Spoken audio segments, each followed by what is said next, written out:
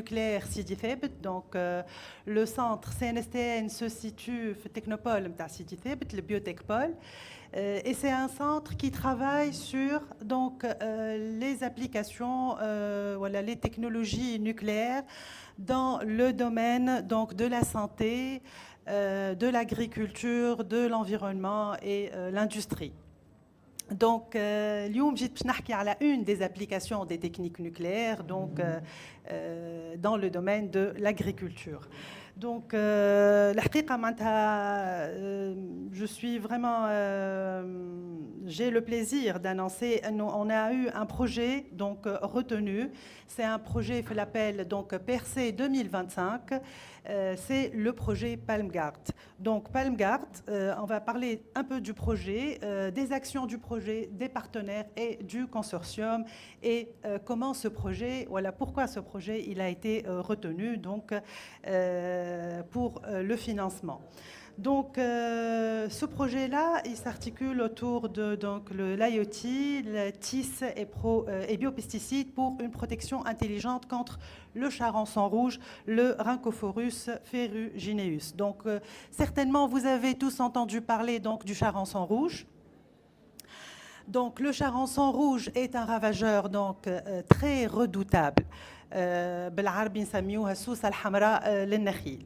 Donc le charançon rouge c'est une vraie menace. Donc Tralel Tunis en 2011 il a été détecté et on pense que le charançon rouge trale avec des palmiers de décoration, ce qu'on appelle le palmier donc canariensis, de type canariensis. Donc, il a échappé malheureusement au contrôle phytosanitaire. Donc, et depuis, il a commencé à se propager. Donc, le dernier des comptes que j'ai, en 2011, 2014, 2016, il y a eu un pic d'infestation et on est arrivé à peu près à 11 841 palmiers de décoration qui est infesté en Tunisie. Pratiquement les régions les les palmiers pour l'instant donc bon surtout Tunis, Benzart, Ariana, Manouba, Nebel, je pense le Qarouane. Donc c'est pour l'instant on est disons le tiers supérieur donc du pays. Bon, il y a eu peut-être je ne sais pas si c'est des rumeurs qu'il y a un palmier donc dattier, je pense, ou la canariensis, peut-être je mets canariensis, je pense, à Djerba, qui est une infestation, mais qui est contrôlée. Donc, le projet il est très important. Le charançon rouge, il est en train donc d'infester le palmier de décoration, mais imaginons un peu que le charançon ne trouve plus le canariensis, soit elle يخلط le sud tunisien, là où nous sommes, et donc l'infestation, elle va se propager donc les palmiers dattiers. Et là, c'est une vraie catastrophe. Le secteur donc du palmier dattier, donc c'est un secteur très important. Nous sommes les 5e exportateurs mondiaux. C'est un pilier de notre agriculture. Et là, si jamais il va toucher, il va se propager dans les oasis, et là, ça va être une vraie catastrophe. Donc, c'est pour ça, donc, d'où on dépose ce projet et on travaille donc sur ce ravageur. Donc, juste une petite idée pour ceux qui ne connaissent pas. Donc, l'insecte qui est un coléoptère. Donc, on a l'adulte. Ah, voilà. Donc, il y a un retard. L'adulte, donc mâle et femelle, donc ils vont s'accoupler. Et la femelle, elle va aller dans l'arbre, dans le palmier, le tronc, et elle va donc pendre les œufs au cours de sa vie, et elle peut vivre jusqu'à plusieurs mois. Donc, une fois l'œuf il est pendu, donc on va voir qu'il y a le développement de stades larvaires. Il y a 3 stades larvaires. Le stade larvaire, il va faire ce qu'on appelle le cocon pour se métamorphoser, se nymphoser. Et c'est un cycle qui reprend. Et c'est un cycle quand même qui est assez lent. Et les diaposes, elles concernent tous les stades, surtout donc, en hiver. هنا باش نقولوا اللي le stade qui cause le plus de dégâts, le stade qui est dévastateur, c'est le stade larvaire. علاش؟ على خاطر il va se développer au niveau donc du système vasculaire, donc du tronc de l'arbre, et là il va commencer à creuser des galeries qu'on va voir ici. Parce qu'il y a un retard entre le son et l'image. Voilà. Donc, vous voyez les galeries, donc vraiment, c'est des larves qui vont creuser des galeries et vraiment commencer à bouger tout au long de ce tronc. On bat, les adultes, bien sûr, pour chercher les partenaires, pour s'accoupler, etc. Donc, et vous voyez l'aspect donc des palmiers une fois donc infestés par ce ravageur.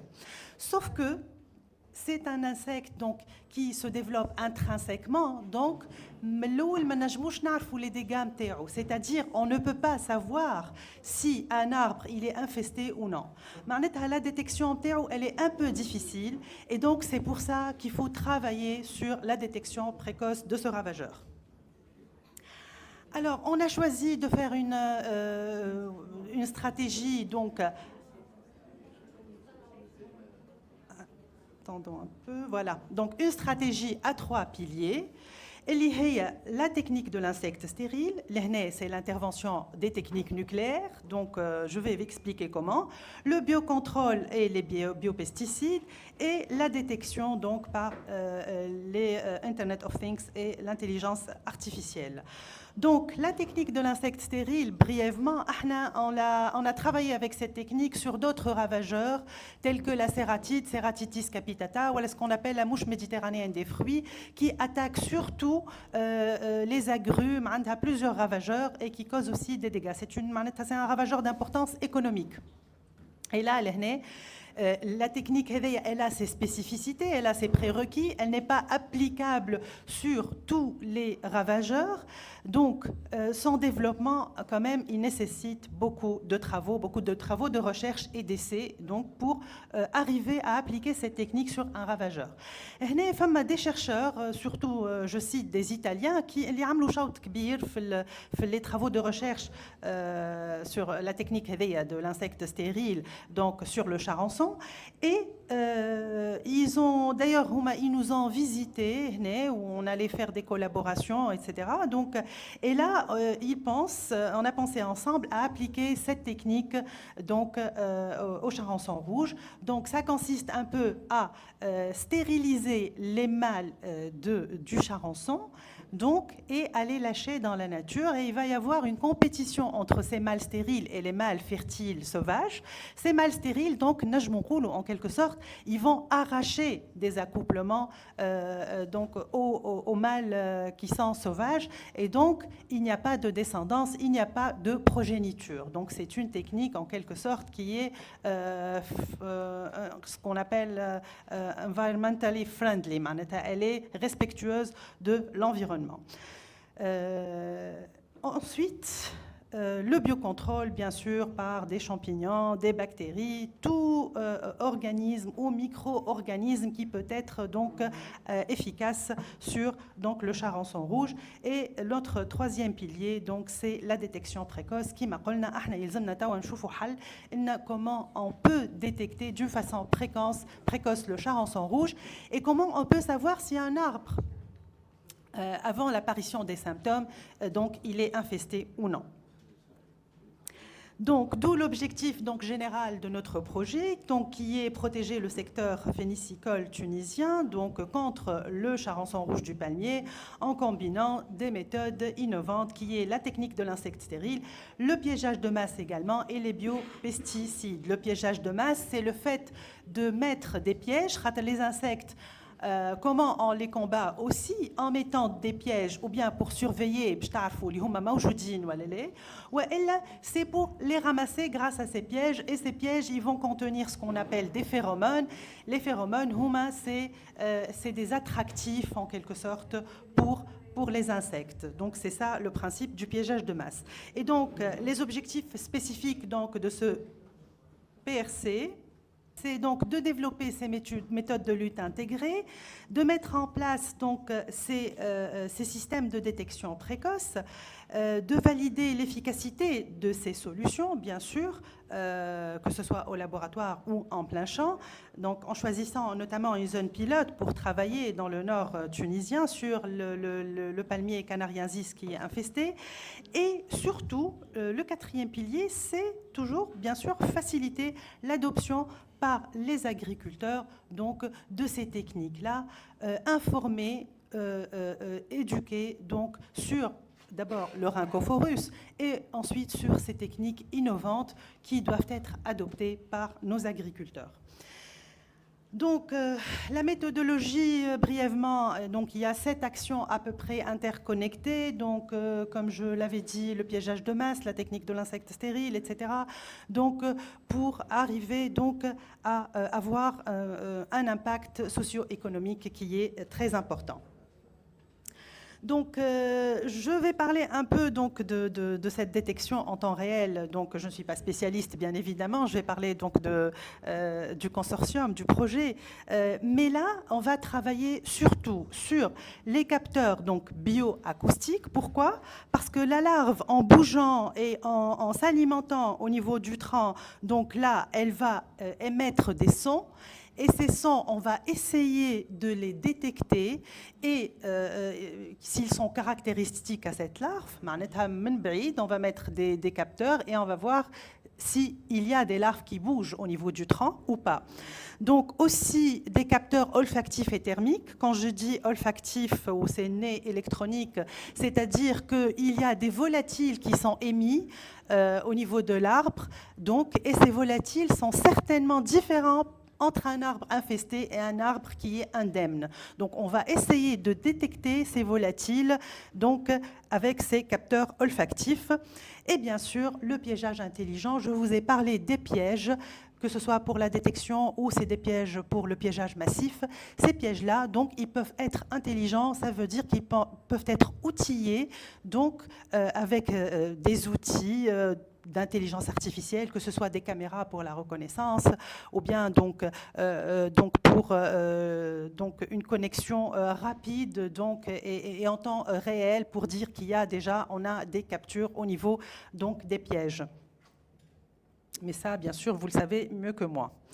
Donc, notre consortium, maintenant, le consortium, donc, il se forme de 4 laboratoires de recherche. C'est un peu nord-sud. On a choisi que ce projet, on a voulu que ce projet donc, lie donc, le nord au sud, bien que l'infestation ne se trouve pas actuellement dans le sud tunisien, entre guillemets, bon, mais bien sûr, je considère que c'est le sud tunisien qui est le plus concerné par ce projet et qui doit être le plus être préparé, disons, parce qu'on doit vraiment se préparer contre une éventuelle infestation qui se trouve dans les oasis donc, du sud. Donc, on a le laboratoire du CNSTN que je représente. Je ne suis pas donc la directrice du laboratoire, c'est plutôt M. Mouldi Saïdi, professeur Mouldi Saïdi. Donc, le laboratoire donc, Innovcom, représenté par professeur Fathi Choubeni, et de laboratoire de l'IRA Mednine, donc que je salue. IRA Mednine, donc c'est le laboratoire d'aridoculture avec professeur Kamel Nagaz et le laboratoire donc l'essor. Donc c'est un laboratoire que nous avons associé qui est représenté par professeur Mohamed Jawed qui va faire ou mener toutes les études donc socio-économiques. Alors, il y a vraiment une synergie très importante donc d'expertise entre ces laboratoires. Donc, c'est-à-dire que chacun, au niveau de ce consortium, va apporter son expertise et son savoir-faire. Mais je veux dire que, avant de commencer à rédiger ce projet, nous avons commencé très tôt à parler ensemble, à cogiter. Nous avons élaboré des conventions ensemble, c'est-à-dire à peu près 2 ans avant le projet. On s'est connus déjà lors d'un congrès Agrinov, et c'est là qu'a commencé donc l'idée donc de faire un projet et d'intégrer tous ces outils donc innovants. Donc pour un projet, pour décrocher un projet pareil, donc il faut vraiment se préparer à l'avance et avoir des preuves que ce consortium peut fonctionner. Donc, alors, voilà. Maintenant, je vais parler donc de nos partenaires socio-économiques. Donc, nous avons également, à part les 4 laboratoires, donc des partenaires socio-économiques, dont je vois certains qui sont présents ici, donc dont Telnet, et ça c'est le co-développement. Donc, et c'est notre spécialiste pour tout ce qui est donc IoT, intelligence artificielle. Donc, c'est eux qui vont mener ou développer tous ces travaux-là. Donc, je pense que vous allez les voir au cours de ces journées. Donc, sur le terrain, notre partenaire aussi essentiel et principal et inévitable, qui est la DGSCVIA. Pour ceux qui ne la connaissent pas, bon, l'abréviation, elle est un peu compliquée. Donc, c'est la Direction générale de la santé et du contrôle des intrants agricoles, quelque chose comme ça. Donc, c'est au ministère de l'Agriculture. Donc, puisque c'est un organisme de quarantaine, donc ils sont là, ils doivent être avec nous, nous suivre pendant toutes les démarches, parce que vraiment, d'ailleurs, on nous a interdit de mettre des pièges au niveau du sud, même si on va développer des pièges, donc on va les tester au nord tunisien, donc, parce que ils ont peur que les pièges qui contiennent des phéromones puissent attirer le charançon, voilà, au niveau des oasis. Donc, on a aussi donc plusieurs ONG avec nous, le BSICAT, le DGDA. Donc, donc ces ONG vont participer au projet et donc vont surtout avec la formation, etc. Donc, on va essayer de faire beaucoup de journées d'information sur le charançon rouge. Et finalement aussi, on a l'UNFT, c'est-à-dire l'Union nationale des femmes tunisiennes, qui est représentée par la Ligue nationale des chercheuses tunisiennes qui vont mener des études sur le genre. Et vous savez que maintenant, les études sur le genre et l'impact, par exemple, sur les agricultrices par rapport aux agriculteurs ou sur aussi, donc, ces études-là sont aussi très importantes et c'est une composante qu'il faut intégrer donc, dans les projets. C'est un point plutôt positif. Donc, voici donc nos partenaires. Donc, voilà, donc c'est un projet qui est financé, donc c'est un financement national, donc c'est à peu près 300 000 dinars de financement qui sont répartis donc, entre les contrats, les équipements et le consommable. Donc l'originalité et l'impact attendu, bien sûr.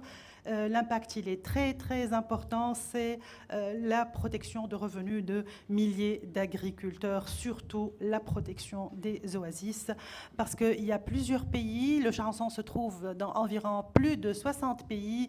Et là, on voit que depuis son introduction dans certains pays, notamment l'Arabie saoudite, l'Égypte, etc., donc vraiment, les dégâts sont énormes. Et le combat, il est continu et il n'arrive pas vraiment à éradiquer ce ravageur. Donc, la plus-value scientifique, elle va être très, très importante si on arrive à développer les actions qu'on a évoquées. Donc, et ça va avoir un impact très important.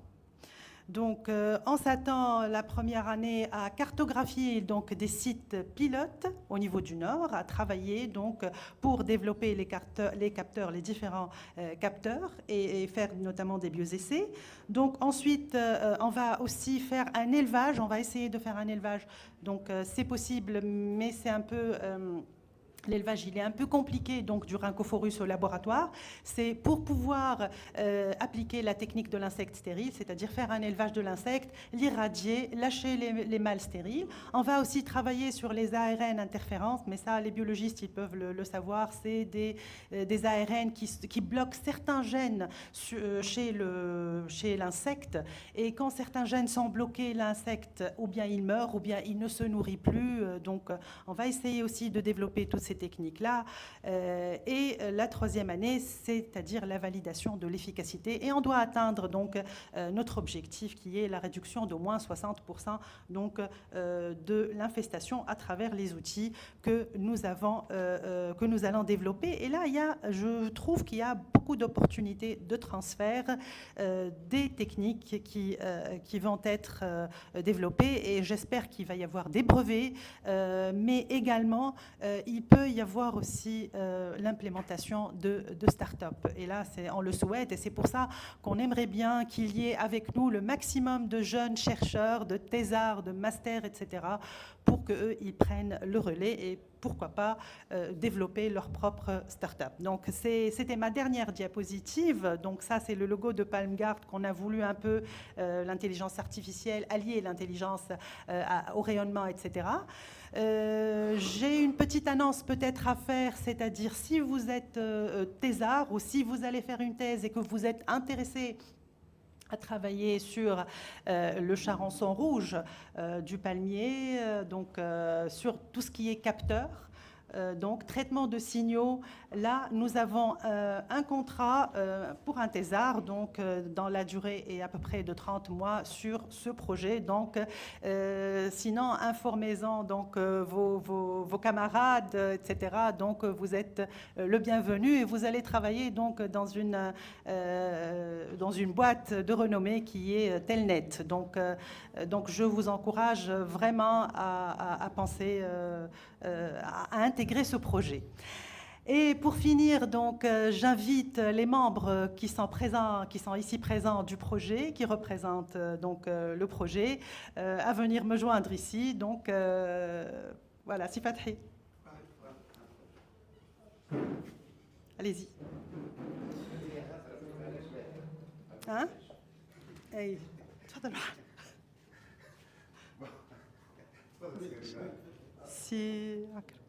Si Rida, si Kamel, donc... les partenaires des projets voilà. Tous ceux qui sont là. Le projet est chef. Ça y est, j'ai tout dit. Donc, je remercie énormément donc الكل معناتها سي رضا سي كمال سي محمد سي علي donc مكرم aussi donc سي فتحي. C'est juste pour officialiser le démarrage de ce projet parce qu'il a tardé pour diverses raisons donc à démarrer. Et après, donc, on va continuer certainement à discuter. Donc, on aura le temps déjà pendant ces 3 jours de discuter, soit pendant la pause café, soit en fin d'après-midi. Mais on va tracer une sorte de feuille de route pour dire ce que chacun va faire, hein, et avoir une idée un peu sur l'avancement, sur la collaboration entre parties, entre nous tous, quoi. C'est ça. Ouais, bien sûr. Donc il faut dire ça y est, les kick-off, ça y est, c'est bon. C'est officiel, c'est officiel, voilà. Donc, مازالوا les résultats. On attache nos ceintures. On attend le هو سي فتحي انا جي سويفي دو بري لانونس نتاع البروجي وقلت ساعات لي سوليسيون لي بلو سامبل هما لي بلو افيكاس. Bon, هما puisque c'est des insectes, ils génèrent des sons, c'est ce que vous avez dit. Et vous allez capter, etc., relier avec des capteurs et tout. Généralement, les insectes qui génèrent du son, ils écoutent aussi. Et ils sont très perturbés par l'ultrason. Donc, pourquoi ne pas penser à juste un générateur ultrason qui leur casse les couilles, quoi, il va les emmerder. Et ça va être des équipements très minimes, basiques. Un capteur solaire, une batterie pour éventuellement la nuit, et un générateur de son, et c'est tout. Et ça va installer sur chaque palmier. Oui, mais c'est pas très grave. Ben, c'est ce que vous allez faire pour chaque palmier aussi, au niveau des capteurs et tout. Madame Marie m'a simplifié les choses. عطتك السيكل دي في وورت عظمه برك يعني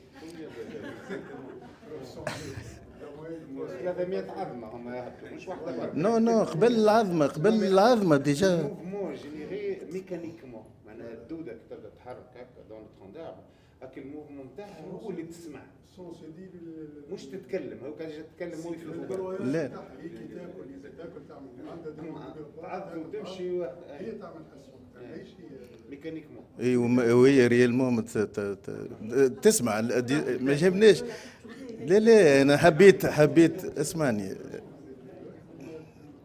لا لو ريزونمون نتاع الصوت qu'elle génère. Au fait, je voulais dire parce que le fait qu'elle génère du son, elle écoute. Certainement pour la déranger. Donc si vous la dérangez systématiquement jour et nuit, ben c'est fini. Elle n'aura plus le. Elle va s'installer ailleurs. Je sais pas. Oui, mais même la modification génétique, ça pourrait aussi apporter des conséquences très graves. Hein, je ne sais pas. Bon. Donc c'est bon, madame. Essayez de voir cette piste. Voilà, notre projet démarre, Inch'Allah, بالتوفيق. De toute façon, on reste en contact. المرة عملنا distance, donc on profite aussi من الوقت هذا. اوكي. شكون عنده كاستيون لمدام مريم جست؟ تفضل.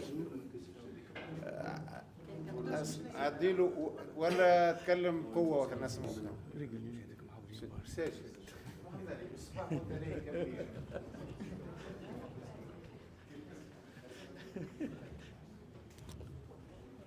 Merci beaucoup pour la présentation. Wassim Rothben, chercheur à l'INRAP, au Technopole Sidi Thebet. J'ai eu une petite question. Donc, si j'ai bien compris, le mécanisme est basé sur le mouvement de l'insecte qui va émettre des ondes. Alors, la question, s'il y a d'autres insectes qui seraient présents, qui ne seraient pas néfastes, est-ce qu'il pourrait y avoir une interférence ou le capteur est vraiment spécifique aux ondes qui seraient émises uniquement par cet insecte-là? Merci.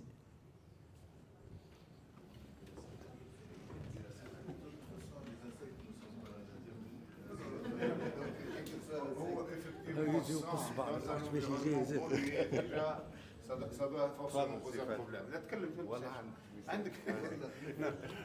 Forcément, c'est le problème. Enfin, c'est le problème parce que déjà l'amplitude du son n'est pas. Il faut que ça soit très sélectif, etc. Et ensuite, dans un environnement là bruyant, c'est sûr que ça va interférer. Oui, c'est ça le challenge, enfin le défi. C'est de pouvoir distinguer ce qui est émis par ces bestioles. Enfin, j'appelle ça des calamités, moi, c'est des catastrophes, parce que il faut les voir, hein, elles sont dégueulasses, même de vue. Et quand on a une idée sur ce que ces insectes font à l'intérieur, là, on les déteste encore plus.